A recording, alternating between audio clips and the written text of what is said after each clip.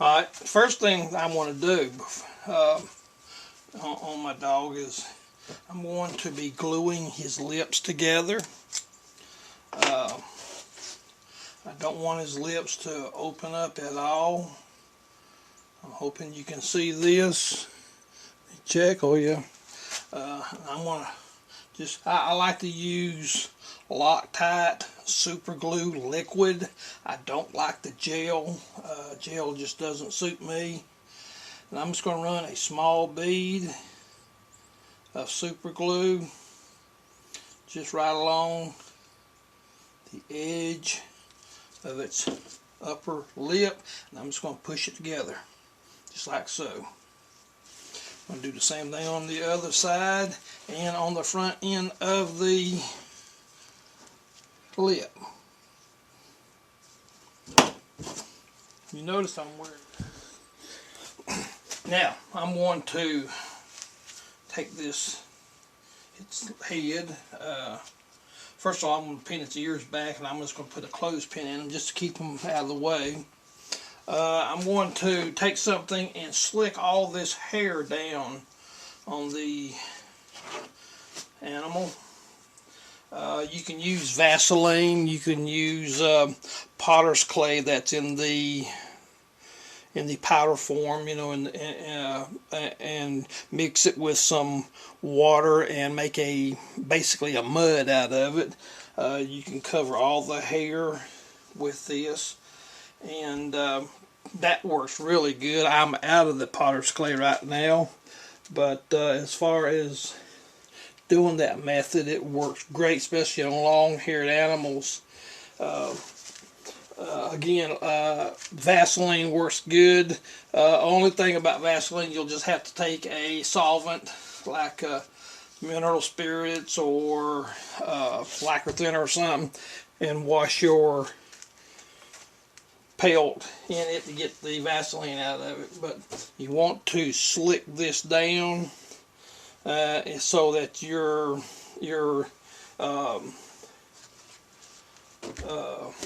molding agent will not get into the hair. Now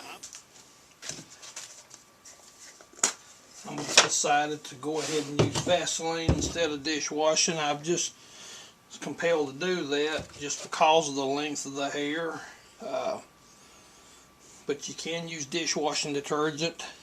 It's just, you know, I'm going to be putting plaster over this and creating a cast. And I just really hate for this hair on this little dog to get embedded in this plaster Paris and have to pull some of it out. And, you know, the guy that's having me to do this probably will not be very happy about it. So, okay, I've got the dog's head slicked down with Vaseline. I've got it as far back as all the way back to the ears or beyond. I have worked this Vaseline into the hair as much as possible. I've also taken an old towel. I keep a pile of tight towels in my shop, and I've wrapped around the body, keep as much plaster off of this as I can. I've also put some foam blocks like this right here. It's insulation foam underneath its head to help to support its head. And then I took a grocery bag and cut the end out of it and just stuck it right directly on, you know, on top of the head, over the head, and as far down as I possibly can. This is going to help me from making as much of a mess on the animal. And like I said, we're going to be using plaster Paris on this one. We're going to mold it out like you would a deer head for a reference piece. We're going to make the head itself out of Bondo, so it's going to be pretty cool. Alright, now what we're going to do next, we've got our head ready to go. I'm going to take a container with some water in it. You don't need a whole lot of water for this project. Just about say I got too much. Let me get my bucket here so I can pour off some of the excess that I may not need. I don't think I want to need this much. Now, there's a little trick. Let me make sure I still have you in camera. Yes. I want to take some table salt, granulated salt, and I'm just about a tablespoon, about so, maybe a little bit more, teaspoon rather. Put it into my salt. To my water. Now I'm going to take it and stir it up. Now what this does is help your plaster Paris kick real quick. Okay,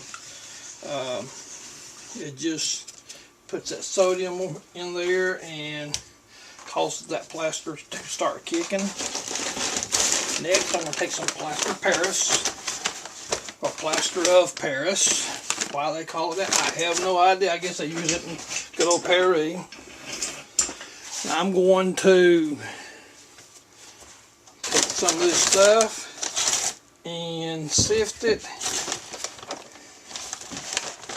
into this water. You're supposed to sift it and create a little pile of plaster, so they say, and a mound of it and all that. I just get really impatient with it. I guess I'm going to do it the redneck way. I'm just going to dump it.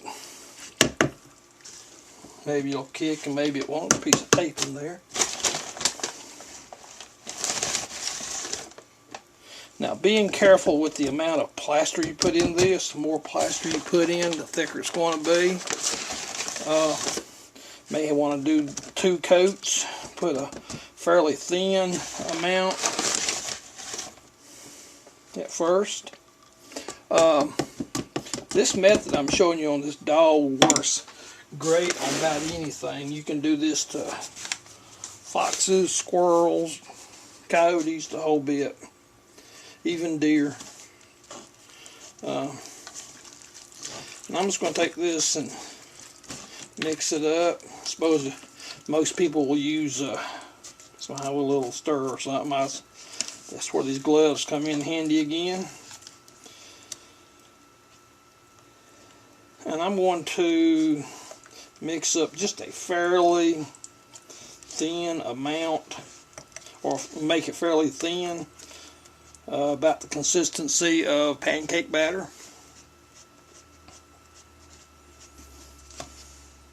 About so. Mix it up real good and make sure you've got your lumps out of it. Now, let me give you some fair warning about this. You put salt into this, some calcium. This is going to cause this to kick a little bit quicker. So, what you want to do is get this on ASAP. Now, this is going to be our splash coat. I know this is not going to be a perfect form, but it's going to give us something to go by.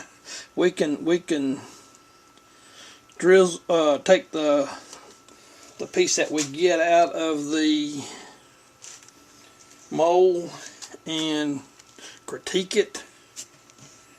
You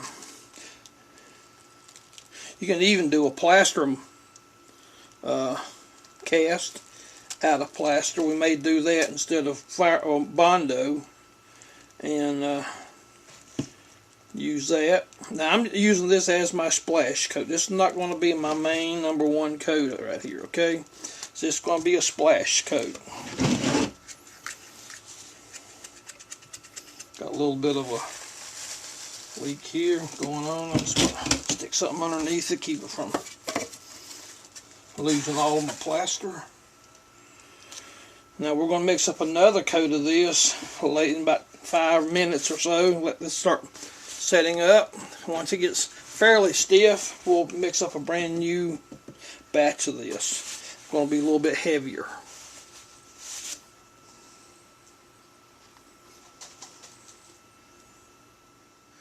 Now, as you can see, I've got this splash coat over the, let me turn you here, over the animal's head. I wished I had showed you me drizzling this on. Gotten talking I wasn't paying any attention. But you can just take it right out of the bucket or your container and just take your hand like I'm doing. Just kind of drizzle this on here and just let it kind of run down. Alright?